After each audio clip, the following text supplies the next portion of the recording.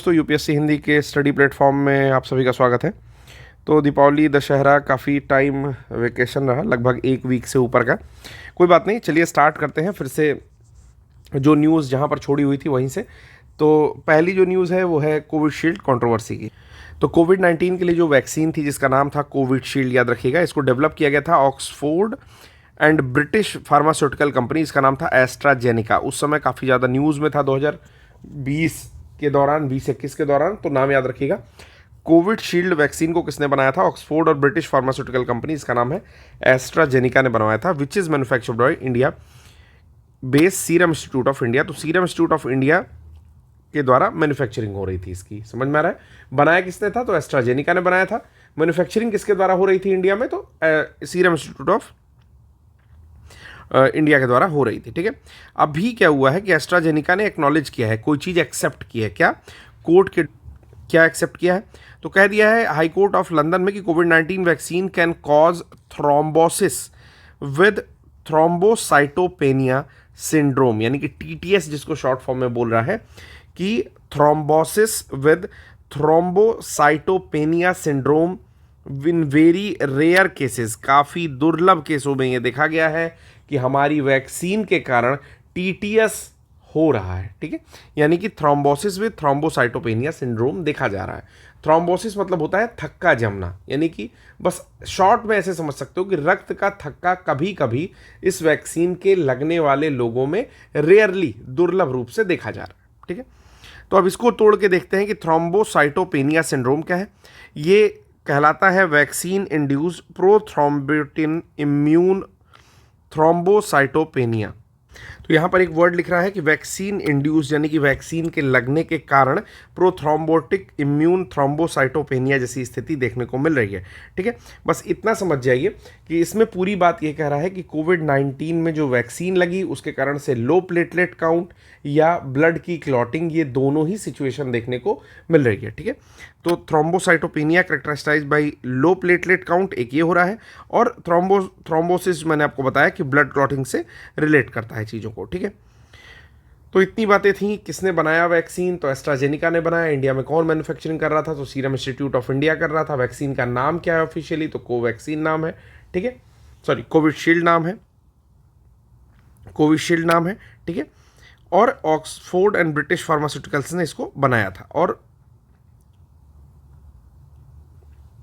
अब next news हम लोग देखेंगे। First Indian space tourist. तो यहाँ पर एक व्यक्ति का नाम आता है जो कि बहुत इंपॉर्टेंट है। नाम है गोपी थोटाकुरा। तो गोपी थोटाकुरा जो इंडियन बॉर्न एविएटर हैं और कमर्शियल पायलट भी हैं, वो 6 स्पेस टूरिस्ट में से एक हैं जो कि मई 19 2024 को शॉर्ट रिक्रिएशनल ट्रिप के लिए स्पेस में जा रहा है। उस समय मतलब जा रहा था मई में। तो गोपी थोटाकुरा जो कि United states of America space tourist के, तो यूनाइटेड स्टेट्स के मतलब यूनाइटेड स्टेट्स से भेजा जा रहा है, जहां पर भारतीय जो है वो गोपी थोटाकुरा पहले स्पेस टूरिस्ट होने वाले हैं। जो थोटाकुरा है वो ब्लू ओरिजिन की स्पेस क्राफ्ट से जाने वाले हैं, जो कि प्राइवेट कंपनी है। ठीक है, और ऑफर कर रही है स्पेस की जॉय राइड्स को, मतलब कि आप जाओगे वहाँ पर बहुत मजा आएगा, इस तरह की कुछ जॉय राइड्स को ऑफर कर रही है। ये टोटल जर्नी जो है लैंडिंग से लेकर के लगभग 10 मिनट की है और रीच करेगी मैक्सिमम अल्टीट्यूड 105 किलोमीटर की टोटल। ठीक है, इसके अलावा इसमें पैसेंजर्स है जिसमें कि एक 90 साल के अमेरिकन एड ड्वाइट भी हैं, जो कि एक्सपीरियंस्ड है फ्यू मिनट्स ऑफ वेटलेसनेस। इन्होंने सबसे पहले वेटलेसनेस जो है अनुभव किया है and observed earth from space, और पृथ्वी को भी स्पेस से देखा है। ही यानी कि एड वेट की बात कर रहा है। Become the oldest man to go into space, काफ़ी ज़्यादा ये इंपॉर्टेंट हो जाता है छोटे एग्जाम के लिए। एड वेट का नाम आप लोग याद रखिएगा कि ये पहले सबसे बूढ़े व्यक्ति हैं जो कि स्पेस में गए। This was one of the shortest and quickest space trips. ये अभी तक की शॉर्टेस्ट और क्विकेस्ट स्पेस ट्रिप में आएगी। ठीक है, इससे ज़्यादा हम लोग यहाँ पर बहुत ज़्यादा कुछ नहीं पढ़ेंगे। हालांकि यहाँ पर एक करमैन लाइन के बारे में बात करता है, तो मैं आपको बता रहा हूँ कि ये जो है ये मार्क करती है अर्थ की एटमॉस्फेयर और आउटर स्पेस की बाउंड्री को, जिसको बोलते हैं करमैन लाइन। तो करमैन लाइन के बारे में भी याद रखिएगा, इसीलिए मैं इसको अलग से लिख दे रहा हूँ कि अर्थ की जो स्पेस है, ठीक है, यानी कि एटमॉस्फेयर है, और आउटर स्पेस जो है उसकी जो बाउंड्री, जैसे अर्थ का एक आउटर एटमॉस्फेयर है, ठीक है, और इसके बाहर डिफरेंट बाउंड्री है इसके बाहर, ठीक है। तो इन दोनों के बीच में जो लाइन होगी उसको बोलते हैं करमैंस लाइन। ओके, आशा करता हूँ कि चीज़ें आपको समझ में आई होंगी, ठीक है। अब एक बात और कहता है इंडिया के बारे में, तो 2030 में इसरो, जो कि इंडियन स्पेस रिसर्च ऑर्गेनाइजेशन है, वो भी प्रिडिक्ट कर रहा है, वो भी एक अपना प्रोजेक्टेड व्यू रखा है कि हम लोग भी एक स्पेस टूरिज़्म के लिए जो है चीज़ों को एक्सेसिबल बनाएंगे, और जो अमीर लोग होंगे वो जा सकेंगे, जिसकी एवरेज कॉस्ट टिकट की हम लोग रखेंगे 6 करोड़ रुपए के आसपास, ठीक है। तो 2030 तक भारत का भी ये प्लान है। तो टोटल 6 साल या ऐसे कर सकते हो 5 साल लगभग बचा हुआ है। अगला है submersible platform for acoustic characteristics and evaluation, that is also called space. तो इसमें ज़्यादा कुछ नहीं देखना है, क्या देखना है मैं वो आपको बता दे रहा हूँ। तो बेसिकली जो स्पेस है वो मेनली यूटिलाइज किया जाएगा evaluation of complete sonar system के इवेल्युएशन के लिए, उसके मूल्यांकन के लिए। अलाउ करेगा quick development and easy recovery of scientific packages, जो भी वैज्ञानिक पैकेज हैं या साइंटिफिक पैकेज हैं जिसमें कि सेंसर, ट्रांसड्यूसर इत्यादि की बात आती है, उनको क्या करेगा, क्विकली डिप्लॉय करेगा और साथ में उनकी इजी रिकवरी भी करेगा, ठीक है। कहाँ से छोड़ा गया है, ये लॉन्च कहाँ से किया गया है, ये बात याद रखिएगा। तो under water acoustic research facility, जो कि कालामावी में है, इडुक्की केरला में, यहाँ से इसको लॉन्च किया गया है। तो स्पेस के बारे में इससे ज़्यादा हम लोग को कोई चीज़ नहीं देखनी है। अगला आता है वर्ल्ड साइबर क्राइम इंडेक्स। तो वर्ल्ड साइबर क्राइम इंडेक्स जो है ये स्टडी है mapping the global geography of cyber crime with the world cyber crime index, कि वर्ल्ड में कहाँ साइबर क्राइम हो रहा है, यानी कंप्यूटर पर आधारित जिस तरह के क्राइम होते हैं, जैसे पैसे ले लिए गए या डिजिटल अरेस्ट हो रहा है, इस तरह के जो भी क्राइम हो रहा है उसको पब्लिश किया जाता है। प्लॉस वन जर्नल में ये चीज़ पब्लिश हुई है, यानी कैसे समझ लो कि प्लॉस वन करके कोई पत्रिका है या जर्नल है जिसको बोलते हैं, उसमें ये चीज़ पब्लिश हुई है। कब पब्लिश हुई, क्या पब्लिश हुई, इससे कोई मतलब नहीं है। किसके द्वारा बनाया जाता है, तो university of Oxford London and university of New South Wales Australia के द्वारा मिल करके इसको बनाया जाता है। फाउंड किया था क्रिमगोव ने, यूरोपियन यूनियन सपोर्टेड प्रोजेक्ट है, इसका नाम है क्रिमगोव, इसने स्टार्ट किया था। अब रैंकिंग की बात करें तो रशिया जो है टॉप करता है लिस्ट में, यानी कि सबसे ज़्यादा यहाँ पर इस साइबर क्राइम देखने को मिल रहा है। उसके अलावा यूक्रेन है, चाइना है, यूएसए है, नाइजीरिया है, रोमानिया है। भारत की बात करें तो भारत इस क्राइम रिपोर्ट में 10वें नंबर पर। तो यहाँ पर एक लिस्टिंग भी दी हुई है कि सबसे ऊपर है रशिया, याद रखेंगे, जिसमें वर्ल्ड क्राइम इंडेक्स में 58.39 का स्कोर पाया है। ये चीज़ ज़रूरी नहीं हो सकता है कभी पूछ ले, लेकिन आप लोग को याद करने की ज़रूरत नहीं है, बस इतना याद रखिए कि रशिया सबसे ऊपर है। फिर यूक्रेन आता है, जहाँ पर वार चल रही है, रशिया यूक्रेन वॉर, आप लोग जान रहे हो, ठीक है। तो RUCU ऐसे याद कर लो, RUCU रुकू करके याद कर सकते हो। तो यानी कि रशिया है, यूक्रेन है, चाइना है, यूनाइटेड स्टेट्स है, और 10वें नंबर पर है इंडिया, ठीक है। चलिए अगला आता है सैटेलाइट इनसैट 3DS। तो इतना ज़्यादा इंपॉर्टेंट क्यों है, जिसको मिनिस्ट्री ऑफ अर्थ साइंस के द्वारा जो है फंड किया गया था फुली। छोड़ा कहाँ से गया है, तो SDSC यानी कि सतीश धवन स्पेस सेंटर, आंध्र प्रदेश श्रीहरिकोटा से इसको छोड़ा गया है। इसको लॉन्च किया गया है GSLV F-14 के द्वारा, जो कि एक 3 स्टेज और काफ़ी लंबा 51.7 मीटर लंबा व्हीकल है, ठीक है। इतनी चीज़ आप याद रखेंगे कि GSLV F-14 के द्वारा इसको लॉन्च किया गया है, जिसको बोलते हैं जियो सिंक्रोनस लॉन्च व्हीकल, जो भारत की एडवांस व्हीकल्स में से एक है। जैसे PSLV है, उसके बाद GSLV है, ठीक है। तो अब समझेंगे कि ये एडवांस जो है व्हीकल है। प्राइमरी ऑब्जेक्टिव क्या है इस मिशन का, कि मॉनिटर करेगा अर्थ के सरफेस को, जो भी पृथ्वी का धरातल है या सरफेस है उसको मॉनिटर करेगा। बहुत सारे ओशियनिक ऑब्जर्वेशन करेगा कि समुद्रों में किस तरह की गतिविधियां हो रही हैं, क्या परिवर्तन हो रहा है, इसके इन्वायरमेंटल फैक्टर्स को देखेगा, और स्पेक्ट्रल चैनल्स को देखेगा मेट्रोलॉजिकल इंपॉर्टेंस के लिए, जो कि ज़रूरी होते हैं। समझ में आ रहा है, यानी कि पहला तो अर्थ की सरफेस को देखेगा आउटर, ठीक। अब अर्थ की सरफेस को देख रहा है तो यानी कि यहाँ पर जो समुद्र है उनको भी देखेगा, ठीक है, उनमें होने वाले चेंजेस को देखेगा। यही सारा काम है इनसैट 3DS का, जिसको लॉन्च किया गया है GSLV F-14 के द्वारा। इसके अलावा यहाँ पर अलग अलग कुछ पैरामीटर्स दिए हुए हैं सैटेलाइट के बारे में, कुछ डिटेल्स हैं जिसको हम लोग देखते हैं। जैसे मिशन जो है meteorological service data and relay and satellite aided research resume services, इससे कोई मतलब नहीं है। पेलोड क्या लेकर के गया है, तो 6 चैनल इमेजर लेके गया है, 19 चैनल साउंडर लेके गया है, डेटा रिले ट्रांसपोर्टर लेके गया है, इत्यादि चीज़ें लेकर गया है। ऑर्बिट क्या थी, जियो स्टेशनरी ऑर्बिट थी, ठीक है ना, जियो स्टेशनरी ऑर्बिट थी। और भी बहुत सारी चीज़ें लेकर के गया है, लॉन्च व्हीकल्स लेके गया है, उससे मतलब नहीं है। बस ये जानिए कि during the atmospheric regime that satellite is protected by जैसे जब एटमॉस्फेरिक रिजीम के बाहर निकलता है या उसके दौरान रहता है तो किससे प्रोटेक्ट कर रहा है, तो ओजीव पेलोड्स फेयरिंग से इसको प्रोटेक्ट किया जा रहा है, तो ये भी नाम याद रख सकते हैं। ठीक है, इसके अलावा जो नेक्स्ट न्यूज़ है हम लोग के पास वो है फर्स्ट जनरेटिव एआई टीचर जिसका नाम है आइरिस।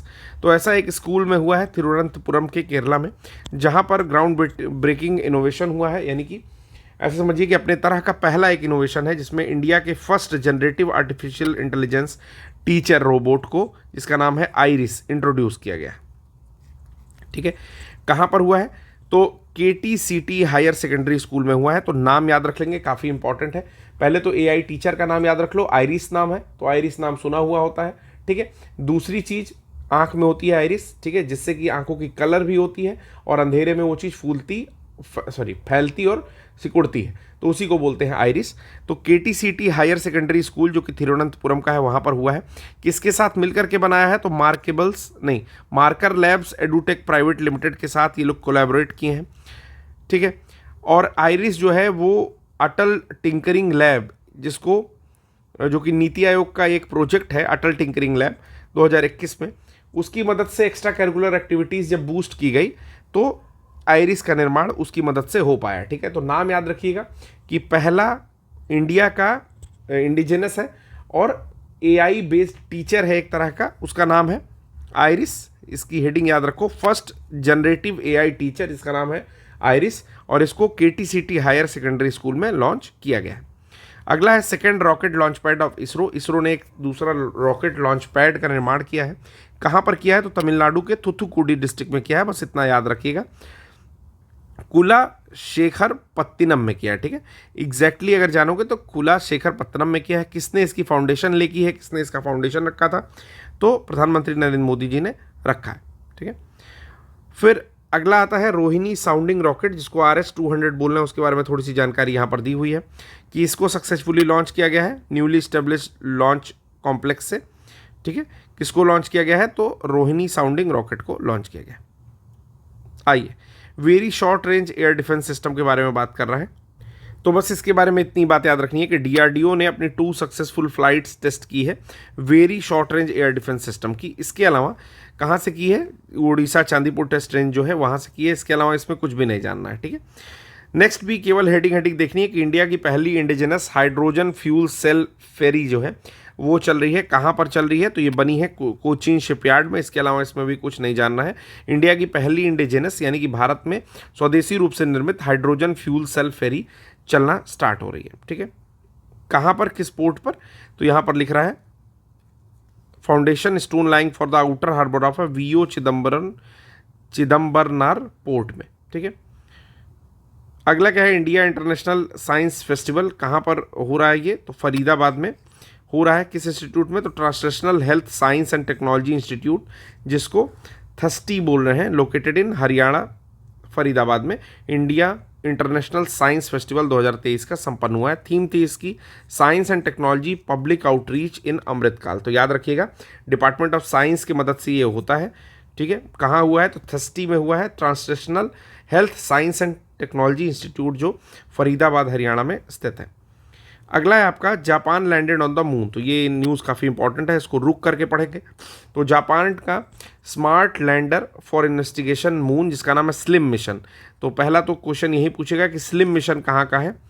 पूरा यकीन है मुझे कि इसके बारे में क्वेश्चन पूछना चाहिए, तो इसके बारे में प्रश्न पूछना चाहिए, तो ये जरूर पूछेगा स्लिम मिशन कहाँ का है। तो स्लिम मिशन है जापान का।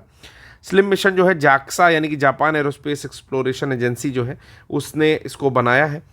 और इसके बारे में ये कहा जा रहा है कि have the milestone are the Soviet Union. इसके पहले किसने किसने जो है ये काम कर लिया था, जापान 5th नेशन बना है जिसने कि मून पर अपना लैंड कर दिया है कोई भी मिशन सॉफ्ट लैंडिंग के मदद से। ठीक है, तो स्लिम मिशन भी सॉफ्ट लैंडेड हुआ है, 5th नेशन बन गया है। पहला सोवियत यूनियन है, ठीक है, जिसकी जो स्पेस एजेंसी है उसका नाम है इंटर कॉस्मोस।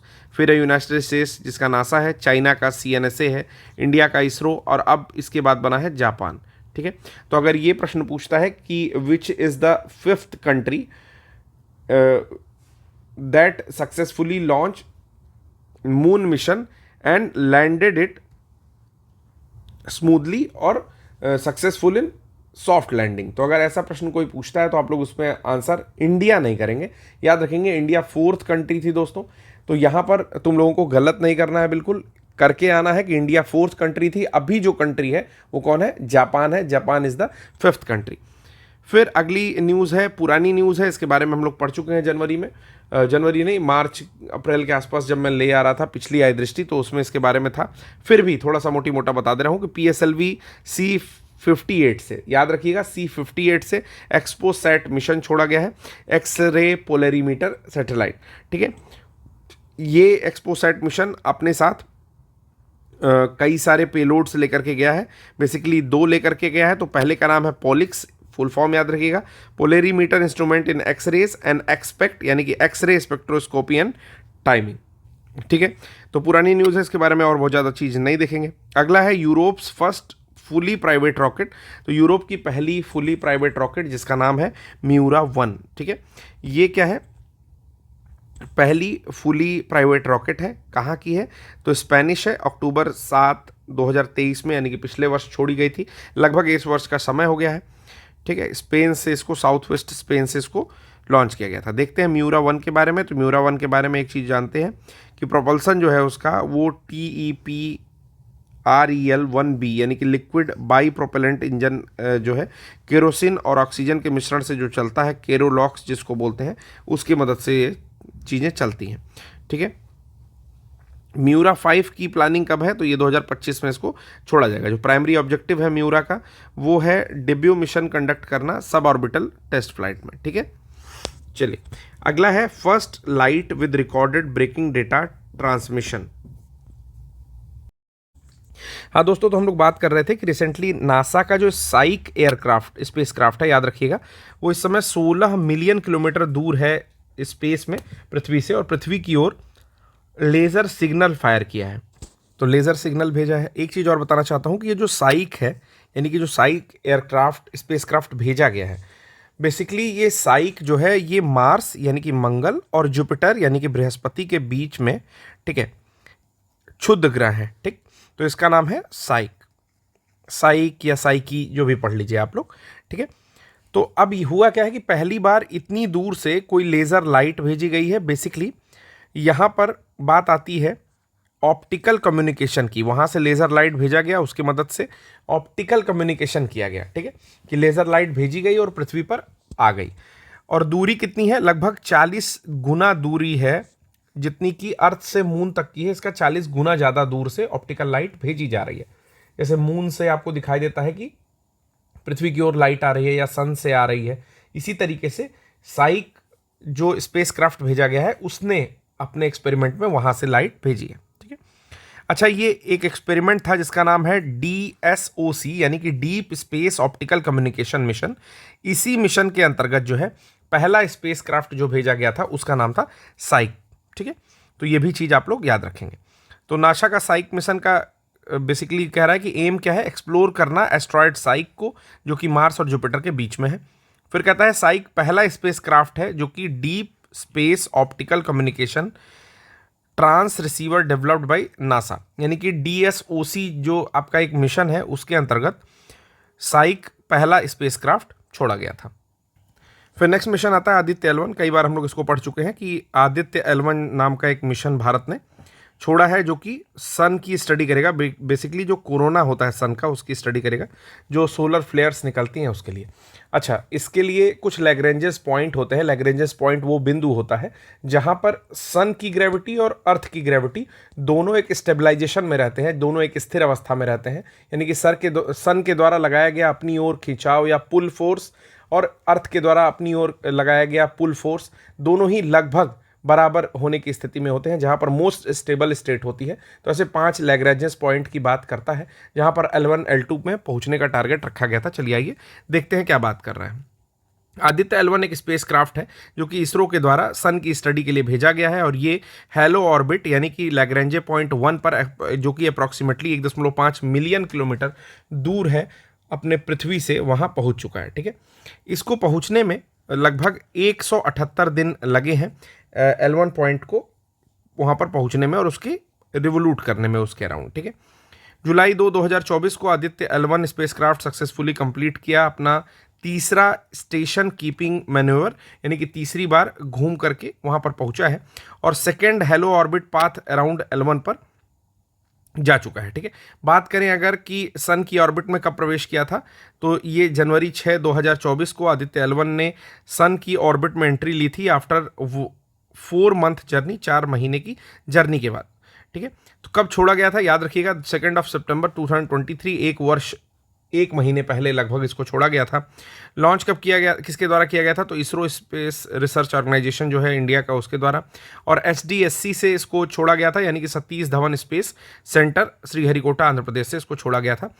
L1 जो है रेफर करता है लैग्रेंजे पॉइंट को सन अर्थ सिस्टम में। ठीक है, तो L1 पर प्लेस करने का क्या फ़ायदा होता है कि L1 पर अगर प्लेस करेंगे हेलो ऑर्बिट में, तो उससे सबसे बड़ा एडवांटेज ये होता है कि कंटिन्यूअसली हम लोग सन को देख सकते हैं बिना किसी एक्लिप्स के। एक्लिप्स यानी कि कोई भी ग्रहण हम लोग के सामने नहीं आएगा। ऐसा नहीं हो रहा है कि सन, चंद्र ग्रहण, सूर्य ग्रहण के दौरान हम लोग सन को नहीं देख पा रहे हैं। हम लोग बिल्कुल सन को L1 पर खड़े होकर के टकटकी लगा करके देख सकते हैं। इसके पहले किसने किसने ये काम किया है, तो यूरोप की एजेंसी जो है, और US, जापान और चाइना ने इस तरह के मिशंस को भेजा है। ठीक है, पे लोड्स क्या क्या करके लेके गया था, तो पे लोड्स मतलब होता है क्या क्या सामान लेकर के गया यहाँ से। ठीक है, काम करने वाले, मैं मतलब सामान्य भाषा में पे लोड को सामान बोलता हूँ। ठीक है, तो उसमें लेकर के गया VELC लेकर के गया, नाम याद रखिएगा क्योंकि लास्ट टाइम एक प्रश्न पूछा हुआ था आपका। ठीक है, जैसे मून मिशन से रिलेटेड कि क्या क्या पे लोड्स लेकर के वो गया था, तो इस ये क्या लेकर के गया है, जो आपका आदित्य L1 है वो VELC लेकर के गया है, विजिबल इमिशन लाइन क्रोनोग्राफ लेकर के गया है। ये क्या करेगा, इमेज लेगा सोलर कोरोना की, जो सूर्य के बाहर जैसे सूरज होता है तो लपटें जो उठती हैं, यानी कि सोलर कोरोना जो है उसका यहाँ पर विजिबल लाइट में फोटो लेगा। ठीक है, तो VELC का ये काम है। दूसरा है सूट लेकर के गया है, जो कि अल्ट्रावायलेट इमेजिंग टेलीस्कोप है, अल्ट्रावायलेट की स्थिति में ये इमेज लेगा। तीसरा है एक्सरे स्पेक्ट्रोमीटर लेके गया है, solar low energy X-ray spectrometer, जिसका नाम है सोलेक्स। ये पेलोड मेजर करेगा स्पेक्ट्रम ऑफ सोलर एक्सरे को। अगला जो पेलोड है वो है सोलेक्स। सोलेक्स जो है स्पेक्ट्रम ऑफ सोलर एक्सरे देखता है, मैंने बता दिया आपको। High energy L1 orbiting X-ray spectrometer, यानी कि हीलियोस एक तरह से आप इसको कह सकते हैं। ये पेलोड जो गया है ये स्पेक्ट्रम देखता है सोलर एक्सरेज का हाई एनर्जी रेंज में। फिर जाता है एक पापा पूछा जा सकता है एग्जामिनेशन में कि पापा का क्या काम था। Plasma analyser package for Aditya. ठीक है, ये पेलोड जो है मेजर करेगा properties of the solar wind plasma, जो भी सोलर विंड होती हैं, सौर पवनें चलती हैं, उसके प्लाज्मा को, उसकी डेंसिटी को, टेम्परेचर को और उसके कंपोजिशन को, ये सारी चीज़ें देखने का काम पापा करेंगे। फिर आता है ASPEX Aditya solar wind particle experiment. ये पेलोड जो है प्रॉपर्टीज़ देखेगा जो भी एनर्जेटिक पार्टिकल्स हैं सोलर विंड में, जैसे कि उनकी एनर्जी, चार्ज और मास। फिर आता है 7वां solar irradiance monitor, that is also called SIM. This payload measure the solar irradiance which is the total amount of energy emitted by the sun, जितना टोटल एनर्जी सन एमिट करता है उसको। प्रश्न कैसे पूछ सकता है, प्रश्न ये पूछ सकता है दोस्तों, ध्यान दीजिएगा आप। ठीक है, प्रश्न यहाँ से पूछ सकता है दोस्तों कि जो आपका अभी आदित्य L1 गया है उसने अपने साथ कितने पेलोड्स ले गए हैं। ठीक है, कितना जुगाड़ लेके यहाँ से गया है, तो टोटल जुगाड़ ले गया है 7, सबसे पहली चीज़ ये। दूसरा, इसमें 2-3 पेलोड्स का नाम याद रख लीजिए, जैसे पापा का नाम याद रख लो, सिम का नाम याद रख लो, एस्पेक्स का नाम याद रख लो। ठीक है, इन सारे पेलोड्स का नाम आप याद रख सकते हैं, जो कि काफ़ी इंपॉर्टेंट है। ठीक, इससे प्रश्न पूछे जाने की संभावना है। फिर आता है नोबेल प्राइज़ जो मिला है फिजियोलॉजी या मेडिसिन में, नाम याद कर लीजिए, कैटलिन कैरिको और ड्रू वीजमैन को मिला था, जो कि कोविड-19 के अगेंस्ट इफेक्टिव mRNA वैक्सीन बनाने के लिए इनको मिला है। लेकिन अभी आपको पता है कि 2023 पुराना हो चुका है, यहाँ पर मैंने लिख भी दिया है, पुराना डेटा है ये। अभी नया डेटा की ज़रूरत है, जो कि आपको समय आने पर दे दिया जाएगा। चलिए, मैं अभी भी दे सकता हूँ आपको, लेकिन मुझे लगता है कि जो एक क्रम है ना मैगजीन का, उसको बिगाड़ा ना जाए, धीरे धीरे हम लोग आगे चलते हैं। चलिए, ज़्यादा नहीं पढ़ेंगे इसके बारे में हम लोग। फिर इसी हिसाब से फिजिक्स का है, तो पियरे अगोस्टिनी, फ्रांसिस क्रूज और NAL हुलियर, इनको मिला हुआ है। ठीक है, किस कंट्री के हैं ये भी जानना जरूरी है, तो याद करने वाली प्योर चीज़ है। जैसे पियरो अगस्टिनी फ्रांस के हैं, तो PAF याद कर सकते हो इनको, कि पियरे अगस्टिनी फ्रांस के थे, इनको मिला है। फ्रैंक क्राउज जो है हंगरी के हैं, और NEL हुलियर जो है फ्रांस की हैं। इलेक्ट्रॉन डायनेमिक्स से रिलेटेड इनको मिला हुआ है। ठीक है, केमिस्ट्री के लिए किसको मिला था, तो माउंगी बिवंडी को मिला है, लुई ब्रूस को मिला है, ठीक है, और एलेस्की येकिमो, ठीक है, इनको मिला है 3 लोगों को। क्वांटम डॉट्स के लिए इनको मिला है। अब आता है न्यूज़ इन शॉर्ट्स, जिससे क्वेश्चन आने की संभावना ज़्यादा है, ठीक है ना। संभावित प्रश्न यहां से बन सकते हैं, तो मैं बनाता जाऊंगा प्रश्न जैसे जैसे प्रश्न होंगे। इसके बाद नेक्स्ट सेक्शन हम लोग का स्टार्ट होगा। तो देखते हैं पहली न्यूज़ क्या है। एरावत के बारे में बात कर रहा है, तो दिमाग में फिट कर लीजिए एरावत। जितने भी लोग ये लेक्चर देख रहे हैं, ठीक है, उन्हें मैं बता देना चाहता हूं कि कभी भी जब ये लेक्चर रिकॉर्ड हो रहा है तो अभी तक सबकी अटकलें लगाई जा रही हैं कि अप्रैल में पेपर होगा या मई में पेपर होगा, जब भी पेपर होगा, ठीक। मैं आपसे कहता हूं कि अपनी तैयारी 100% रखो, क्योंकि यूपी पीसीएस का कोई भी भरोसा नहीं है। ये मेरा स्टेटमेंट फिर से एक बार सुन लीजिए कि आज जबकि 4 अक्टूबर को ये मैं रिकॉर्ड कर रहा हूँ शाम के वक्त, तो मैं आपसे सिर्फ इतना कह रहा हूँ कि कोई भी भरोसा नहीं है आयोग का। वो किसी भी दिन पेपर करा सकता है, हो सकता है कि पेपर दिसंबर में ही करा दिया जाए, या हो सकता है कि वो मार्च में, फरवरी में, कभी भी चला जाए, ठीक है। तैयारी अपने बिहाफ पे रखने की कोशिश करिए कि मतलब हम तैयारी कर लेंगे और हम ये पूरे लेक्चर्स देख लेंगे। आपको जहाँ से अच्छा लगता है वहाँ से तैयारी करो, बस शांत मन से तैयारी करिए। इधर उधर बुराई और प्रोटेस्ट में मत पड़िए। मैं आपको बता रहा हूँ, कल आप सरकारी महकमे में चले जाओगे। आप जो आज ये प्रोटेस्ट कर रहे हो या कोई और चीज़ कर रहे हो, वो सब चीज़ें किसी भी गवर्नमेंट सर्विस को पाने वालों के लिए बहुत ज़्यादा शोभनीय कार्य नहीं है। आपका काम है तैयारी करना और साथ में एक ऑप्शन बी रखना, उसके बारे में हम लोग विस्तृत चर्चा करेंगे। बस इतना याद रखिए कि अभी अपनी तैयारी पर फोकस करिए, ठीक है। चलिए, एरावत के बारे में बात करेंगे कि 110वें नंबर पर ग्लोबली सुपर कंप्यूटिंग लिस्ट में इसको स्थान दिया गया है। नाम है एरावत और बनाया है सीडैक पुणे ने, ठीक है। अच्छा, इसकी स्पीड कितनी है, तो 8.5 पेटाफ्लॉप्स पर सेकेंड है। पेटाफ्लॉप क्या चीज़ है? पेटाफ्लॉप वो चीज़ है जो कि प्रति सेकेंड किसी भी द्रुततम कंप्यूटर, यानी कि जो सुपर कंप्यूटर होता है उसकी जो सबसे तेज स्पीड है या स्पीड जो है सुपर कंप्यूटर्स की, उसको पेटाफ्लॉप्स में नापा जाता है, ठीक है। चलिए, तो यहाँ पर और भी कुछ नाम दिए हुए हैं, जैसे परम सिद्धि का नाम दिया हुआ है, जो कि AI रैंक होता है, ऑल इंडिया और रैंक है इसकी 185वीं। इसका 4.62 पेटाफ्लॉप पर सेकंड है। यहाँ पर कुछ सुपर कंप्यूटर के नाम दिए हुए हैं और प्रश्न इनसे आता है, जैसे फ्रंटियर है यूएसए का 1206 पेटाफ्लॉप्स पर सेकंड के साथ, ऑरोरा है यूएसए का 1012, ईगल है यूएसए का 561, फुगाकू है जापान का 442 और लूमी है फिनलैंड का 379। तो ये टॉप कंप्यूटर हैं जिनकी जो है सबसे तेज स्पीड है। जो दूसरी इंपॉर्टेंट न्यूज़ है इसमें, वो है फर्स्ट वंदे मेट्रो।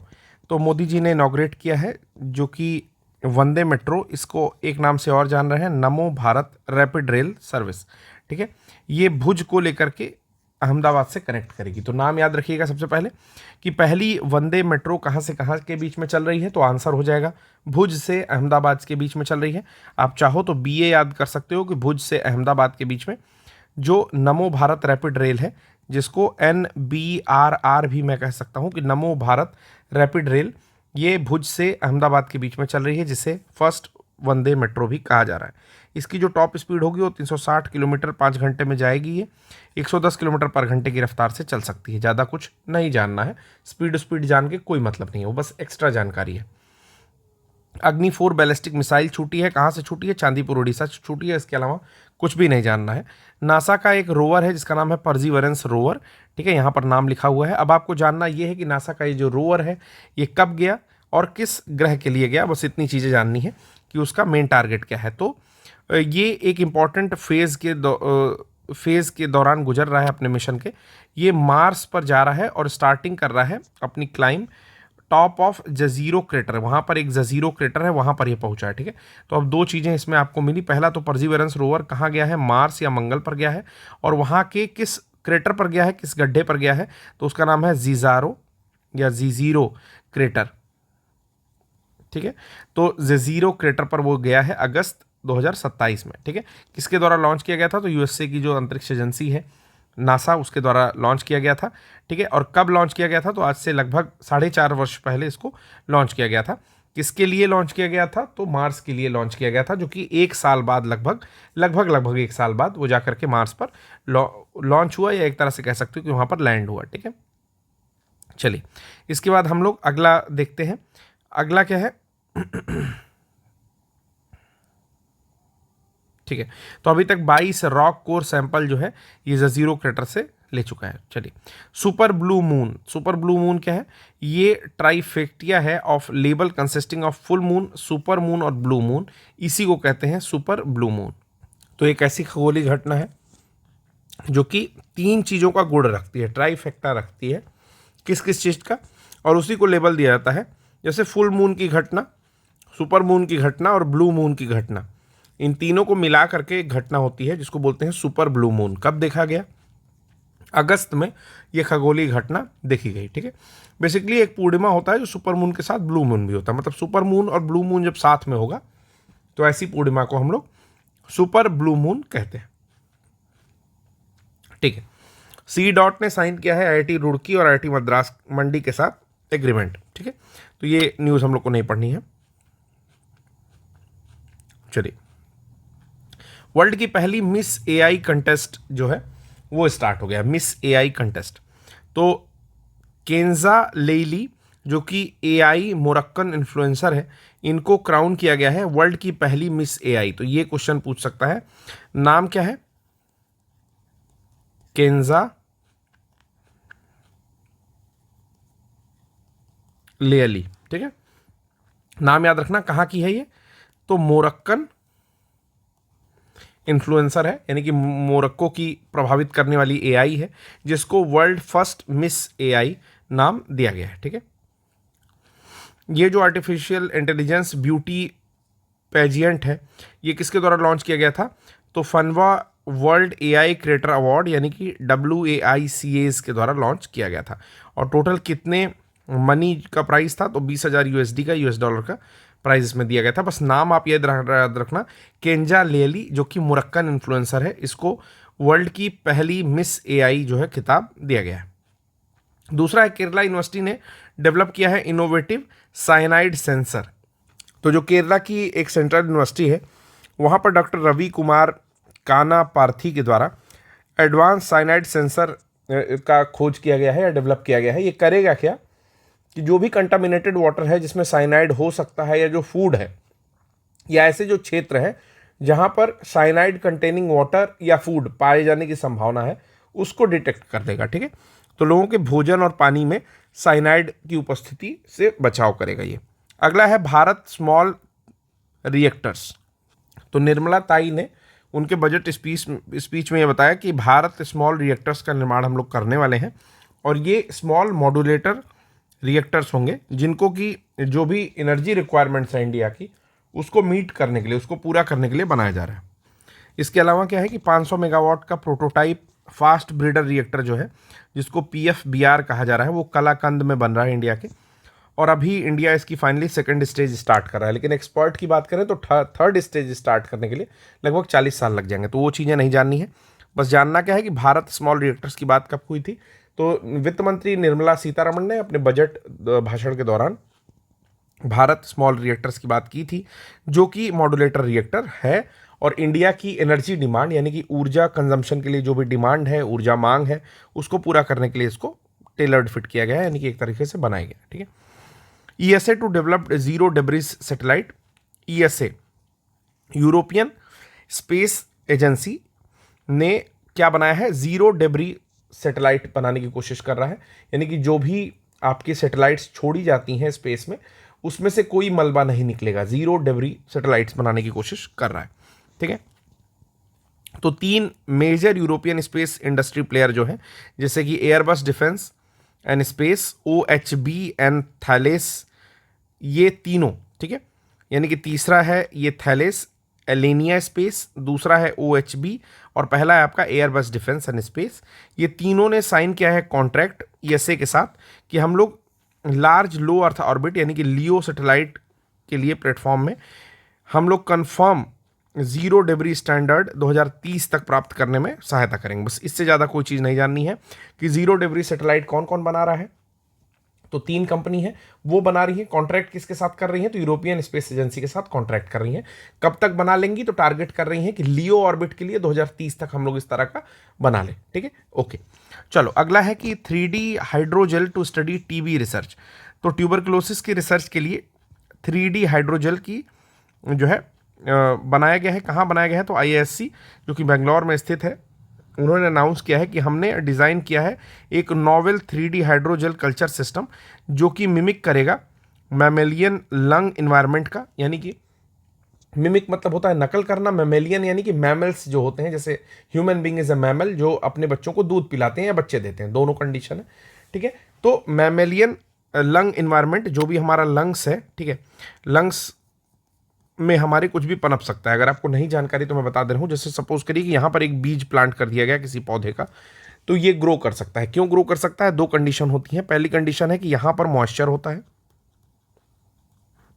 ठीक है, प्रॉपर ऑक्सीजन होता है।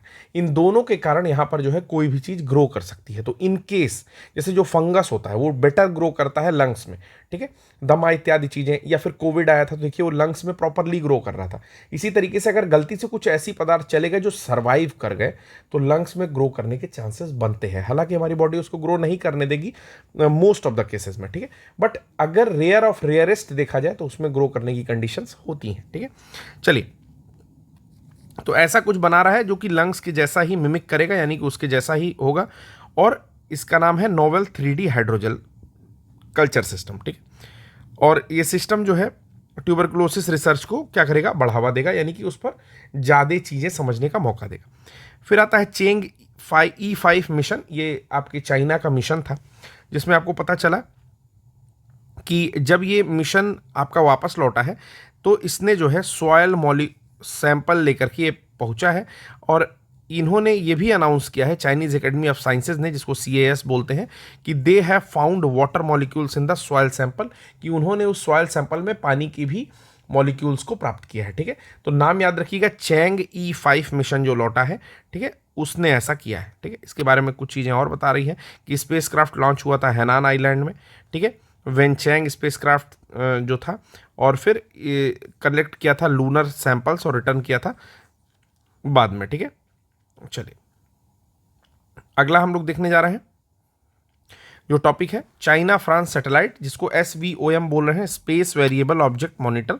ठीक है, इसको चाइना फ्रांस सैटेलाइट क्यों कहा जा रहा है? क्योंकि चाइना ने इसको लॉन्च किया है, स्पेस साइंस सैटेलाइट को, जिसको को डेवलप किया गया है फ्रांस के और चाइना के दोनों के द्वारा। ये सैटेलाइट क्या करेगी? गामा रे बर्स्ट जो स्पेस में होते हैं उनकी स्टडी करेगी। तो नाम याद रखिएगा, जो आपका SVOM है यानी कि स्पेस वेरिएबल ऑब्जेक्ट मॉनिटर, ये चाइना फ्रांस सैटेलाइट है, यानी कि चाइना और फ्रांस दोनों के साथ मिल करके छोड़ा जा रहा है, और अध्ययन करेगा जो भी गामा रे बर्स्ट होता है, जो गामा रे विस्फोट हो रहा है ब्रह्मांड में, स्पेस में, ठीक है, उसकी स्टडी ये करेगा। चलिए, इंडिया का क्या है कि इंडिया का first gen AI lab in stock broking आ गया है। तो स्टॉक ब्रोकिंग आप लोग जानते होंगे कि शेयर मार्केट में बहुत सारे लोग स्टॉक खरीदते हैं, बेचते हैं, तो उसी की ब्रोकिंग करना, यानी कि जो ब्रोकर्स होते हैं उनके माध्यम से हम करते हैं। जैसे किसी प्लेटफॉर्म का मैं नाम ले लूँ तो एक प्लेटफॉर्म ग्रो हो जाता है, उसी तरीके से एक प्लेटफॉर्म आपको हो सकता है काइट हो सकता है, ठीक है, उसी तरीके से धन ऐप आता है, बहुत सारे ऐप्स हैं, ठीक है, तो अप स्टॉक आता है, तो बहुत सारे ऐप्स हैं। ये सारे क्या हैं? ऐप्स। ये ऐप्स एक ब्रोकर है। पहले कोई एक व्यक्ति ब्रोकर होता था, अब एक ऐप ब्रोकर होता है जिस पर लाखों लोग एक साथ अपना अकाउंट खोल करके ट्रेडिंग कर सकते हैं, ठीक है, यानी कि शेयर मार्केट में इन्वेस्टमेंट कर सकते हैं। वही अगर पहले की बात करो, आज से 30 साल पहले की बात करो, 1990 की बात करोगे, तो वहाँ पर एक व्यक्ति होता था मुंबई में, उसका नंबर होता था, आप उसको कॉल करते, आप उसको बताते कि इतने पैसे जो है मेरे लगाने हैं, आप उसको फैक्स के माध्यम से या किसी और माध्यम से पैसे भेजते, ठीक है, पैसे उस तक पहुंचते, वो पैसे को लगाता, तो वो एक व्यक्ति ब्रोकर था। वो चीज़ें बदल गई हैं। तो यहाँ पर क्या बताया जा रहा है? स्टॉक ब्रोकिंग के लिए AI लैब स्थापित की गई है, फर्स्ट जेन AI लैब, ठीक है, जिसका नाम है blink x, the digital stock broking arm of JM financial. तो ये पूरा पॉइंट याद रख लिए, JM फाइनेंशियल का ब्लिंक एक्स जो है डिजिटल स्टॉक ब्रोकिंग एक ऐप होगा, ठीक है। ब्लिंक एक्स जो है जेन एआई लैब है, जो claim to be one of the first of the stock broking industry, और ये स्टॉक ब्रोकिंग इंडस्ट्री की पहली लैब आप कह सकते हो, ठीक है। कहाँ पर लोकेशन है, तो ऑब्वियस सी बात है जहाँ पर शेयर मार्केट का हब है वहीं पर होगा जहाँ पर शेयर मार्केट है, ठीक है। तो मुंबई महाराष्ट्र में होगा। और blink x supposed India's first generative AI lab in the field of stock broking. अगला है एनएचएआई ने साइन किया एमओयू आईआईटी दिल्ली के साथ, इनहैंस रोड सेफ्टी टू आई। ये हम लोग को नहीं पढ़ना है, ठीक है। नेक्स्ट देखते हैं, Indian scientist discover 2 new plant species. Plant की स्पीसीज जो है इंडियन साइंटिस्ट ने खोज दिया है। पहला है डेंड्रो फोटो, ठीक है, फथाओ या फोटो कुछ भी पढ़ सकते हो, लॉन्गेजेनेसिस, ठीक है, लॉन्गेंसिस, ठीक ठीक। तो नाम याद करना ज़्यादा जरूरी है, तो डेंड्रो थोई या फेथाओ कुछ भी याद कर लो। लॉन्गेंसिस ये फाउंड हुआ है लॉन्ग आइलैंड में, जो कि मिडिल अंडमान में पड़ता है, ग्रुप ऑफ आइलैंड है, और लालजी सिंह ने इसको खोजा है। दूसरे प्लांट का जो नाम है, पहले तो ये समझ लीजिए, डिस्कवर किया गया है कृष्णा चावलाउज की टीम के द्वारा, जो कि Mandala region West Kameng district Arunachal Pradesh में खोजा गया है। इसका नाम है पेट्रोकॉस्मिया अरुणाचलनीज, ठीक है। तो अरुणाचल में खोजा गया है, इसलिए इसका नाम अरुणाचलनीज है, ठीक है ना। पेट्रोकॉस्मिया अरुणाचलनीज है, और पहले का है डेंड्रोपथिया लॉन्गेंसिस, ठीक है। तो दोनों को याद रखिएगा। उसमें मुझे लगता है कि जो डेंड्रो वाला है ये ज़्यादा इंपॉर्टेंट है, क्योंकि ये लॉन्ग आइलैंड पर खोजा गया है, इसलिए इसको लॉन्गेंसिस नाम दिया गया है, और अंडमान निकोबार के मिडिल अंडमान में ये पाया गया है, ठीक है। तीसरा, Indian institute for traditional medicine research खोला गया है। कहाँ पर, तो वर्ल्ड हेल्थ ऑर्गेनाइजेशन ने रिकॉग्नाइज किया है national institute of Indian medical heritage NIIMS in Hyderabad as a collaboration centre, ठीक है। सॉरी, मैंने इसमें कुछ गलत बता दिया है। तीसरा, Indian institute for traditional medicine research जो है उसका नाम है NIIMS, और न्यूज़ में इसलिए है क्योंकि WHO ने इसको अपना एक कोलैबोरेटिंग सेंटर के रूप में घोषित किया है। तो याद रखिएगा, WHO ने अभी NIIMS जिसको बोल रहे हैं national institute of Indian medical heritage को कोलैबोरेटिंग सेंटर घोषित कर दिया है मेडिसिन के लिए, ठीक है। फसाई वॉन्स अगेन फ्रूट राइपनिंग। फसाई जो है आपका food safety standards authority of India, ठीक है, food safety and standards authority of India ने एक इशू दिया है, स्टर्न रिमाइंडर, यानी कि सख्त आदेश दे रहा है फ्रूट ट्रेडर को कि आप और हैंडलर को, कि फूड बिजनेस ऑपरेटर को, कि आप लोग जो राइपनिंग चेम्बर है, ठीक है, उसको कैल्शियम कार्बाइड के द्वारा चीज़ों को ना पकाया जाए, ठीक है। क्यों ऐसा कहा होगा फसाई, तो जरूर इसमें कार्सियोजेनिक कुछ चीज़ें मिली होंगी। कार्सियोजेनिक मतलब कैंसर कारक, इसीलिए फसाई जो है पूरी तरह से जाग गया है, और food safety and standard authority of India ने वार्न किया है, स्ट्रिक्टली वार्न किया है कि ripening chambers to adhere strictly to the prohibition of using calcium carbide for artificial food ripening, कि आर्टिफिशियली फूड को पकाने के लिए आप लोग कैल्शियम कार्बाइड का यूज़ मत करिए, ठीक है। क्यों, क्योंकि ये मैंगो इत्यादि चीज़ों को पकाने के लिए, बनाने को पकाने के लिए कैल्शियम कार्बाइड का यूज़ किया जाता है, जिससे कि एसिटिलीन गैस निकलती है जो कि हार्मफुल है, और आर्सेनिक और फास्फोरस, ठीक है, के ट्रेसेस जो है वो छोड़ जाती है, जिसको हम लोग मसाला बोलते हैं, ठीक है। अगला न्यूज़ है, Russian cosmonaut becomes the first person to spend 1000 days in space. तो रशियन कॉस्मोनॉट हैं जो मतलब आपके अंतरिक्ष में गए हैं और 1000 दिन बिता चुके हैं, और ये पहले व्यक्ति बन गए हैं। नाम क्या है, ओलेग कोनोनेंको, ठीक है, ओलेग कोनोनेंको, जैसे उनका पैर भी दुखने लगा है ऐसे याद कर लो, तो वो बोल रहे हैं ओ लेग, मतलब ओ मेरे पैर, कोनोनेंको कौन सा वाले दुख रहे हो, ऐसा करके कुछ याद कर सकते हो, ठीक है। तो ओलेग कोनोनेंको, या ऐसे याद कर लो, कोई ले जाओ हमको, ठीक है, कोई ले जाओ हमको, ओलेग कोई ले जाओ हमको, ठीक। तो ये 59 साल के हैं और 1000 दिन जो है ISS में, इंटरनेशनल स्पेस स्टेशन में जो है ये बिता चुके हैं। अगला देखते हैं, semiconductor chip manufacturing in India. तो ये मैंने आपको बताया है, ये है कि नरेंद्र मोदी जी की उपस्थिति में मार्च 2024 में फाउंडेशन स्टोन 3 सेमीकंडक्टर प्लांट्स की लगी हुई है। लोकेशन ऑफ यूनिट क्या है, असम में है, और 2 जो है गुजरात में है, धोलेरा में है, और आपका सामंद में है, ठीक है। टाटा इलेक्ट्रॉनिक्स प्राइवेट लिमिटेड यानी कि TEPL के कोलैबोरेशन से लग रही है, जो कि ताइवान की PSMC के साथ मिलकर के लगा रही है, ठीक है। और 2 असेंबली जो है गुजरात और असम में लग रही है, ये भी आपको पता चल चुका है। Sustainable hydrogel to remove micro plastic from water. Water में बहुत सारे प्लास्टिक घुल चुके हैं, माइक्रो प्लास्टिक घुल चुके हैं, और कुछ रिसर्चेस ये भी बताती हैं कि मनुष्य के रक्त में भी माइक्रो प्लास्टिक्स के कण पाए गए हैं। लेकिन ऐसी रिसर्चेस करता कौन है? क्योंकि इंडिया जैसी जो कंट्री है वो चलने देती है चीज़ों को जब तक चीज़ें पूरी तरह से बर्बाद नहीं हो जाती। हालांकि वर्ल्ड भी इसी लाइन पे चल रहा है, लेकिन फिर भी कुछ ऐसी अच्छी कंट्रीज़ हैं जैसे आइसलैंड हो गई, डेनमार्क हो गई, नॉर्वे हो गए। तो ये जो कंट्रीज़ हैं आपकी नॉर्डिक कंट्री या स्कैंडिनेवियन कंट्रीज़, ये कुछ बेटर सोचते हैं अपने फ्यूचर के बारे में, साथ ही सस्टेनेबिलिटी के बारे में। तो ये ऐसी रिसर्चेस करते रहते हैं, और ऐसी रिसर्चेस में इन्होंने देखा है कि पानी में तो पाया ही जा रहा है, अब ह्यूमन ब्लड में भी माइक्रोप्लास्टिक्स पाए जा रहे हैं। ठीक है, तो ये जो है कहा जा रहा है इंडियन इंस्टीट्यूट्स ऑफ बेंगलोर के द्वारा कि इन्होंने डेवलप किया है सस्टेनेबल हाइड्रोजेल, जो कि एड्रेस करेगा इशू ऑफ माइक्रोप्लास्टिक या माइक्रोप्लास्टिक का पोल्यूशन वाटर में। ठीक है, तो Surya Sarathi Bose and Soumi Dutta, department of material engineering, जो एससी के हैं, इन लोगों ने plastic debris that are less than 5 millimetre in length are called microplastic. तो माइक्रोप्लास्टिक किसको कहते हैं? तो इसकी डेफिनेशन दे दिया कि 5 म्यूएम यानी कि 5 मिलीमीटर लिखा हुआ, सॉरी, ठीक है, 5 मिलीमीटर से कम अगर किसी पार्टिकल का साइज है, डेब्रीज का साइज है, यानी कि डेब्री मतलब कह सकते हैं क्या बोलेंगे, कचड़े का साइज है, तो उसको जो है माइक्रोप्लास्टिक की कैटेगरी में रखा जा सकता है। और एससी बेंगलोर के कुछ बच्चों ने कहा है कि एक हम लोग हाइड्रोजेल बनाएंगे जो कि इस चीज़ से निजात दिला सकता है। अगला है C dome air defence system. काफ़ी ज़्यादा नाम इसका सुना होगा आप लोगों ने, अगर आप लोग न्यूज़ देख रहे होंगे। इजराइल और अन्य देशों की जो फिलिस्तीन की जो वॉर चल रही है या वॉर की जैसी स्थिति बनी हुई है, वहाँ पर C dome air defence system देखा होगा।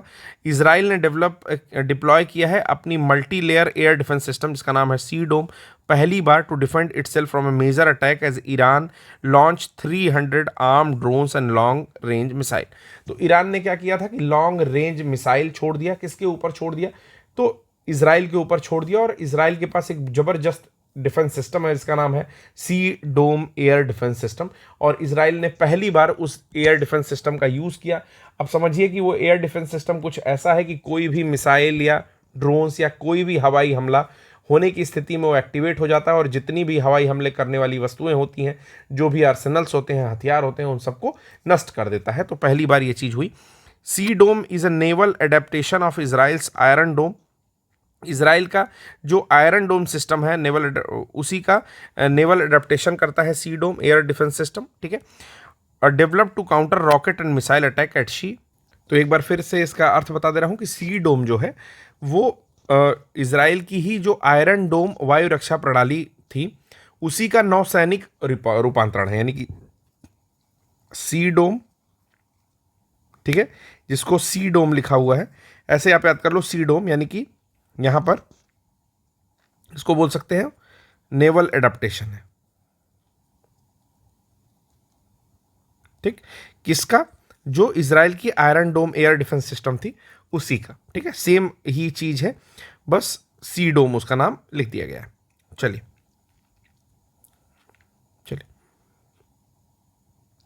अब इसमें कुछ और चीजें दी हुई हैं जितना डेप्थ हम लोग नहीं देखेंगे।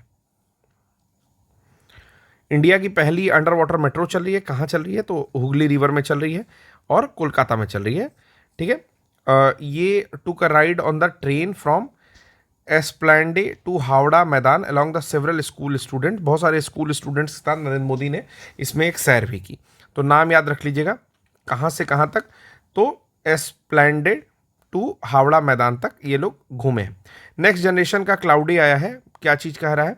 आर्टिफिशियल इंटेलिजेंस स्टार्टअप है Anthropic announce its latest family of AI models called Claude 3। Claude 3 नाम है इसका। Claude 3 haiku, Claude 3 Sonnet and Claude 3 Opus. ये स्टेट ऑफ आर्ट मॉडल है, असेंडिंग ऑर्डर ऑफ कैपेबिलिटी है। ठीक है, यानी कि घटते हुए क्रम में सबसे तेज कौन है? क्लाउडे 3 हाइकू, दूसरे नंबर पर क्लाउडे 3 सोनेट और तीसरे नंबर पर क्लाउडे 3 ओपस। ठीक है, ये चैटबॉट जो है कैपेबल है हैंडलिंग टेक्स्ट को, हैंडल कर लेगा वॉइस मैसेज को और डॉक्यूमेंट को। आप कुछ भी भेजोगे वो अपने तरफ से आंसर कर देगा। अच्छा है क्या ये चीज़? जैसे आप किसी भी जब साइट में एंट्री करते हो, सपोज करो कि IRCTC खोला आपने रेल का रिजर्वेशन करने के लिए, तो साइड में चैट करने के लिए एक छोटा सा चैट बॉट बना होता है। ठीक है, एक मतलब छोटी सी कार्टून बनी होगी, उस पर क्लिक करोगे तो वो आपका आंसर करेगी। सेम ऐसे ही आईसीआईसीआई बैंक का खोलो, एचडीएफसी का खोलो, कोई भी प्राइवेट कंपनी, गवर्नमेंट कंपनी, सब अपनी ओर से एक चैटबॉट ऑफर करते हैं, ठीक है। उसी तरीके से ये है, जिसका नाम है क्लाउड ए3 हाइकू, उसके बाद है क्लाउड ए3 सैनेट, और फिर आता है क्लाउड ए3 ओपस, ठीक है। ये चीज़ें असेंडिंग ऑर्डर में लिखी हुई हैं।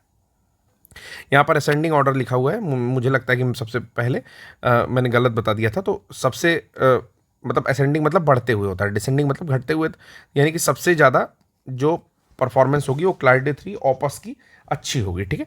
और सबसे कम किसकी होगी? क्लाउड ए3 हाइक होगी। पहली बार गलत बता दिया था, उसको करेक्ट कर लेना। चलो अगला आता है polymer electrolyte membrane fuel cell PSLV C58, ठीक है। Polymer electrolyte membrane fuel cell on PSLV C58। तो PSLV C58 जो गया है उसमें आपका polymer electrolyte membrane fuel cell का यूज़ किया गया है। और इंडियन जो इसरो है उसने सक्सेसफुली टेस्ट किया था 100 वॉट के class polymer electrolyte membrane fuel cell, जो कि पावर सिस्टम प्रदान करता है, ठीक है। तो इस पर बेस्ड जो पावर सिस्टम है वो आपके PSLV C58 को दिया जा रहा है। फिर अगला आता है नूर 3 सैटेलाइट। तो ईरान की Islamic revolution guard corps aerospace force ने सक्सेसफुली लॉन्च किया है। बस ये आपसे पूछेगा कि नूर 3 सैटेलाइट किस कंट्री से रिलेटेड है? ईरान, पाकिस्तान, ठीक है, UAE और कतर। तो इसका आंसर आप लोग कर दिएगा, ईरान से रिलेटेड है नूर 3 सैटेलाइट। अगला आता है समावेश प्रोजेक्ट। तो समावेश प्रोजेक्ट जो है 16 जनवरी 2024 को ISTEM इंडियन साइंस टेक्नोलॉजी, ठीक है, and engineering facilities map launch किया है समावेश प्रोजेक्ट IISc बंगलौर में।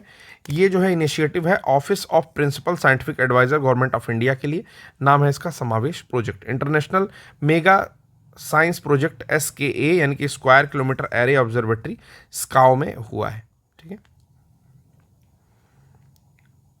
इसमें स्काओ प्रोजेक्ट जो है वो डेवलप किया गया है 16 देशों के द्वारा। तो ये 16 देश के नाम हैं, जिसमें India, Australia, south Africa, Canada, China, Japan, south Korea, UK, पुर्तगाल, स्पेन, स्विट्जरलैंड, फ्रांस, जर्मनी और नीदरलैंड, स्वीडन के साथ साथ इटली है। यहाँ पर पूछेगा स्काओ का मेंबर कौन नहीं है, तो 16 कंट्रीज है, एक बार नाम आपको ठीक से देखना पड़ेगा, ठीक है। Mainly take place in Australia and South Africa में ये हुआ है डेवलपमेंट जो स्काओ का है, ठीक है। स्काओ एक टेलीस्कोप है। Luna 25 mission ends in failure, किसका है ये? तो लूना 25 मिशन जो है वो आपका रॉसकॉस्मॉस से लॉन्च किया गया था और कैटास्ट्रॉफिक फेलियर हो गया है, यानी कि बुरी तरह से क्षतिग्रस्त होकर के ये खराब हो गया है, ठीक है, और मून के सरफेस पर जाकर गिर गया है। लूना जो है आपका रशिया का मिशन था। ऑप्टिकल नैनो पैटर्निंग प्रोसेस, ठीक है। तो समझेंगे कि ये सारा कुछ हो कहाँ रहा है, तो Indian institute of technology Guwahati and Columbia university USA की जो है, इन्होंने डेवलप किया है ground breaking nano patterning method using a simple tabling IR laser के द्वारा। तो कौन कौन दो कंट्रीज शामिल हैं? पहला तो इंडिया और दूसरा USA। भारत की IIT गुवाहाटी और कोलंबिया यूनिवर्सिटी USA की, इन दोनों लोगों ने नैनो पैटर्निंग पर जो है अध्ययन किया है टेबल टॉप IR लेज़र की मदद से। और रिसर्चर्स ने यूज़ किया है optical driving leveraging materials resonance frequency principle. तो काफ़ी टफ चीज़ें हैं, बस इतना जान लेना कि किस चीज़ों को लेकर के किया गया है। अगला है GPS स्पूफिंग। GPS स्पूफिंग क्या होता है? GPS स्पूफिंग काफ़ी अच्छा वर्ड है, एग्जामिनेशन में पूछे जाने का इसको चांसेस ज़्यादा है, तो डेफिनेशन याद कर लो। कहीं मेंस का आंसर लिखने में भी आप GPS स्पूफिंग याद लिख सकते हो। ये ऐसी टेक्निक है जो कि use to deceive a global positioning system, जो कि GPS को बेवकूफ़ बनाने के लिए या GPS की चीज़ों को हटाने के लिए एक तरह से यूज़ किया सकता है। Receiver by broadcasting false GPS signal. जैसे सपोज करो आप एक कंपनी में काम करते हो, ठीक है, और आपने GPS स्पूफिंग करने वाले किसी ऐप को डाउनलोड कर लिया अपने सेल फोन में, ठीक है। तो आपका जो एम्प्लॉयर है वो आपको देखता रहता है कि आप कहाँ घूम रहे हो। जैसे आपके सेल फोन में मान लीजिए उसने कनेक्ट कर रखा है कि बंदा कहाँ घूम रहा है, ठीक है। आपको ये करना है कि आप घर बैठे रहो और वो दिखाए कि आप ऑफिस के ही किसी क्षेत्र में घूम रहे हो, ठीक है। तो आपने GPS स्पूफिंग का कोई ऐप डाउनलोड कर लिया। उससे क्या होगा कि जो ओरिजिनल GPS सिग्नल इसके पास जाना चाहिए था, आपके एम्प्लॉयर के पास, जिसने आपको नियोक्ता जिसने आपको नियुक्ति दी है, या जो आपका बॉस है, वो जब भी आपके अपने मोबाइल में आपकी लोकेशन देखना चाहता है तो उसको एक फाल्स लोकेशन दिखाई जाती है, यानी कि वो दिखाता है कि आप ऑफिस में ही हो, जबकि हो कहाँ एक्चुअल में। तो आप जो है एक्चुअल में कोई मूवी देख रहे हो या घर पर बैठे हुए हो या करवा चौथ का व्रत लिए हुए हो, ठीक है, कुछ भी, तो इसी टेक्निक को बोलते हैं जीपीएस स्पूफिंग। ये हो कहाँ रहा है, तो इजराइल ने reportedly use GPS spoofing against Iran missile targeting team by jamming global positioning system navigation signal. तो ये काम किया किसने है अभी, तो ये काम किया है इजराइल ने, ठीक है। किसके लिए, तो ईरान के जो भी मिसाइल टारगेटिंग टीम्स हैं या उनके जो भी सिस्टम है वो जीपीएस की लोकेशन के साथ चीज़ों को टारगेट करते थे। तो जीपीएस लोकेशन जो है ऐसा करो कि गलती दिखा दो, ठीक है, या उसको जाम कर दो, ऐसा कुछ सिस्टम यहाँ पर किया गया है इजराइल के द्वारा। तो यही जीपीएस स्पूफिंग कहला रहा है। फिर अगला है John L Jack Swigert junior award, ठीक है। तो चंद्रयान 3 मिशन जो है उसकी टीम को प्रेजेंट किया गया है prestigious 2024 John L Jack Swigert junior award space exploration के लिए, ठीक है, और ये यूएसए के द्वारा दिया जाता है, ठीक है। यूएसए बेस्ड एक स्पेस फाउंडेशन है, उसके द्वारा प्रेस्टिजियस अवार्ड दिया जाता है। अगला है एक्सरसाइज साइबर सुरक्षा 2024। तो साइबर सुरक्षा जो है कॉम्प्रिहेंसिव साइबर डिफेंस एक्सरसाइज है जो कि मई के महीने में किया गया है। ये इंडिया के द्वारा ही किया जाता है। तो बस इतना जान लेना है कि इसका जो मेन गोल है वो बूस्ट करना है साइबर डिफेंस कैपेबिलिटी इंडिया की और foster cooperation among cyber security entities, ठीक है। अगला क्या है, India first quantum diamond microchip imager. तो बेसिकली ये है क्या, बस इतना जान जाओ, आईआईटी बॉम्बे ने टाटा कंसल्टेंसी सर्विसेज के साथ मिलकर के एक क्वांटम डायमंड माइक्रोचिप इमेजर का आविष्कार किया है जो कि कटिंग एज सेंसिंग टूल है। ये क्या करेगा, इतना प्रिसाइजली किसी डायमंड को कट करेगा, ठीक है। Examine semiconductor chip resulting chip failure की नहीं, कट नहीं करेगा। Cutting edge sensing tool aims to achieve unprecedented precision, मतलब काफ़ी ज़्यादा प्रिसाइजली जो है एग्जामिन करेगा सेमीकंडक्टर चिप को, रिड्यूस करेगा चिप के फेलियर को, इन्हांस करेगा एनर्जी एफिशिएंसी को और इलेक्ट्रॉनिक डिवाइसेस को भी इंप्रूव करेगा, ठीक है। तो ये चीज़ याद रखिएगा, किसके किसके साथ डेवलप किया गया, तो आईआईटी बॉम्बे ने डेवलप किया है टीसीएस के साथ मिलकर के पहली क्वांटम डायमंड माइक्रोचिप इमेजर को। चलिए, national workshop on technology innovation in cyber physical system tips 4.0 इसको कहा जा रहा है। चौथा नेशनल वर्कशॉप चल रहा है इसका। कहाँ हुआ है ये, ठीक है, तो ये हुआ है आपका, किया गया है इसका आयोजन डीएसटी के द्वारा यानी कि department of science and technology के द्वारा, ministry of science and technology और government of India and IIT Bombay के द्वारा, ठीक है। ज़्यादा चीज़ें इसमें हम लोग को नहीं जाननी है। न्यू ओरल सिंप्लीफाइड वैक्सीन काफ़ी ज़्यादा इंपॉर्टेंट है, इसका नाम है ईवी चॉल, ठीक है ना, ईवी चॉल एस। किसके लिए है ये वैक्सीन, तो कॉलेरा के लिए है। कॉलेरा किससे होता है, तो दूषित भोजन पानी से कॉलेरा होता है, ठीक है। डब्ल्यूएचओ ने अप्रैल में प्री क्वालिफाइड एक वैक्सीन जिसका नाम है ईवीचॉल या ईवीकॉल, ठीक है, ओरल कोलेरा वैक्सीन ईवीकॉल एन इन एक्टिवेटेड वैक्सीन, ठीक है। एक इनएक्टिवेटेड वैक्सीन है, ये भी टाइप भी पूछ सकता है कि ईवीकॉल वैक्सीन, ईवीकॉल एस वैक्सीन किसके लिए है, तो एस से किसी बीमारी का नाम दे देगा, लेकिन यहाँ पर किसके लिए है, ये कॉलेरा के लिए है और इनएक्टिवेटेड वैक्सीन है। ये it boast comparable efficiency to current vaccines but features simplified formulation. बहुत ही सामान्य फॉर्मुलेशन है लेकिन ये काफ़ी ज़्यादा इफिशियंट है।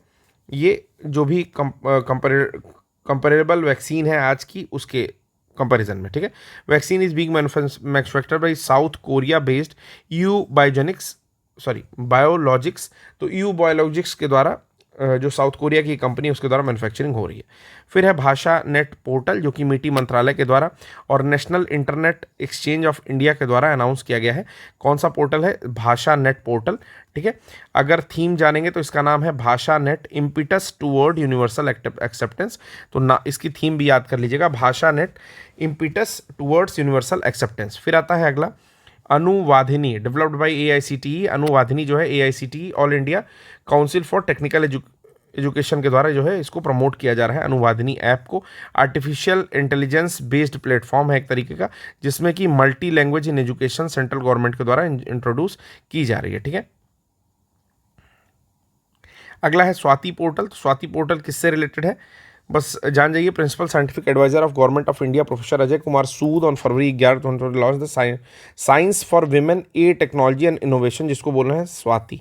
Science for women a technology and innovation को स्वाति पोर्टल नाम दिया जा रहा है। ये एम करता है single online portal representing Indian women and girls in stem, यानी कि science, technology, engineering, mathematics and medicine को रिप्रेजेंट करता है स्वाति पोर्टल। तो पूछे जाने की संभावना ऐसे पोर्टलों की ज़्यादा होती है जो सबसे लास्ट में किसी पेज के दिया हुआ हो।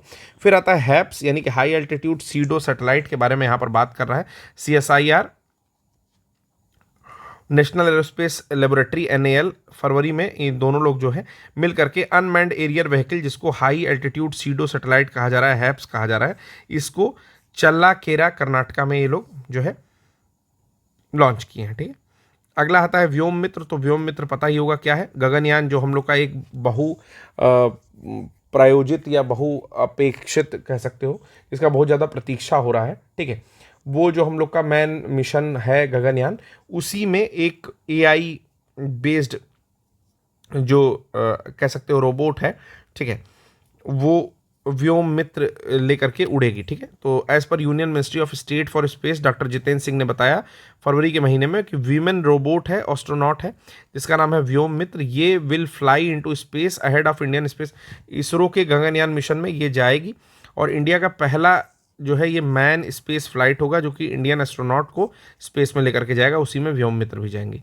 सूर्य तिलक क्या हुआ था, तो आपको पता है CSIR और CBRI ने मिल करके सूर्य तिलक, जो राम मंदिर था उसमें रामलला के फोरहेड पर किया था, जिससे कि सूर्य तिलक हुआ था सूर्य की किरणों के साथ। मून ऑफ सैटर्न जो है बढ़ चुके हैं, 146 मून हो चुके हैं। तो ये चीज़ याद रखिएगा कि सबसे ज़्यादा मून जो है इस समय आपके सैटर्न के हैं। ग्लोबल ट्रांस फैट एलिमिनेशन, की ट्रांस फैट बहुत ज़्यादा लोगों के शरीर में हो रहा है, तो WHO ने चेताया है और ग्लोबली जो है ट्रांस फैट एलिमिनेशन के लिए ये लोग काम कर रहे हैं। तो इसमें एक लाइन जो काफ़ी इंपॉर्टेंट है वो हम लोग देख लेते हैं। कह रहा है कि ट्रांस फैटी एसिड 5 कंट्रीज़, तो WHO ने अवार्ड किया है, पहले सर्टिफिकेट दिया है validating progress in eliminating industrially produce, अच्छा इंडस्ट्री में जो 5 मतलब आपके ट्रांस फैट प्रोड्यूस हो रहे थे, उसमें 5 कंट्रीज जैसे Denmark, Lithuania, Poland, Saudi Arabia और थाईलैंड काम कर रहा है।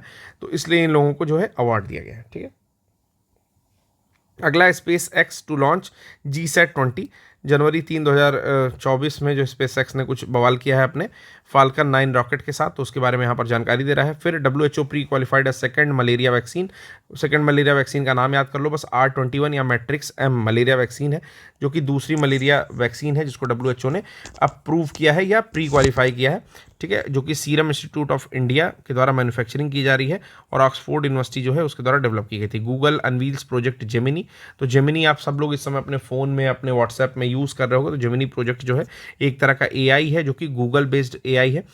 Green robotics unveils autonomous anti drone system, तो इंद्रजाल जो है ये एक आपका इंडिया का पहला AI powered anti drone system है, याद रखिएगा एंटी ड्रोन सिस्टम है। हैदराबाद बेस्ड ग्रीनी रोबोटिक्स ने इसको खोजा है। ठीक है, हैनले ऑब्जर्वेटरी के बारे में बात कर रहा है, तो in Hanle village Ladakh, the Indian astronomical observatory also known as a Hanle observatory, ये आपका माउंट सरस्वती हैनले विलेज लद्दाख में स्थित है। तो हैनले ऑब्जर्वेटरी कहाँ, ये चीज़ याद रखिएगा। सुनने से नाम लगता है जैसे USA में होगा या कनाडा में होगा, लेकिन हैनले कहाँ पर है, अपने ही लद्दाख में है, माउंट सरस्वती पर स्थित है। ठीक है, first cloned wild arctic wolf Maya, तो पहला क्लोन बना है, एक आर्कटिक वुल्फ है जिसका नाम है माया, इसका क्लोन बनाया गया है। ठीक है, साइनोजीन बायोटेक्नोलॉजी के द्वारा। ठीक है, चाइना बेस्ड जीन फॉर्म है, उसके द्वारा वाइल्ड आर्कटिक वुल्फ जिसका नाम है माया, इसको क्लोन किया गया है। फिर आता है पीबॉट द ह्यूमनॉइड रोबोट, पाइबॉट जो है ह्यूमनॉइड रोबोट है, यानी कि मनुष्य की तरह सोचने वाला, दिखने वाला एक रोबोट है, जिसको कि इंजीनियर की टीम ने Korea advance institute of science and technology यानी कि काइस्ट में इसको aircraft without altering the cockpit, aircraft को चलाने के लिए पाइबॉट का यूज़ किया गया है, जो कि ह्यूमनॉइड रोबोट है, और बिना कॉकपिट को अल्टर किए जो है इसका यूज़ किया जाएगा पाइबॉट का। ये पहला ह्यूमनॉइड पायलट होगा। ठीक है, तो पहला ह्यूमनॉइड पायलट का नाम याद रख लीजिए, पाइबॉट, पायलट का पाई और बॉट यानी कि जो खुद से चलने वाली चीज़ है AI आर्टिफिशियल इंटेलिजेंस पर, उसका नाम बॉट ले लिया गया है, उसका नाम है पाइबॉट। कहाँ का है, तो कोरिया का है। ठीक है, चलिए अगला आता है एनवायरमेंटल अफेयर्स, तो उसको हम लोग नेक्स्ट लेक्चर में देखेंगे। आज के लिए इतना ही। अगर लेक्चर अच्छा लगा हो तो आप लोग जरूर बताइएगा, फिर से चीज़ें एकदम ट्रैक पर आ गई हैं। ठीक है, छुट्टियां खत्म हो गई हैं और कल से स्टार्ट करेंगे state of the rhino report. आज के लिए बस इतना ही, धन्यवाद।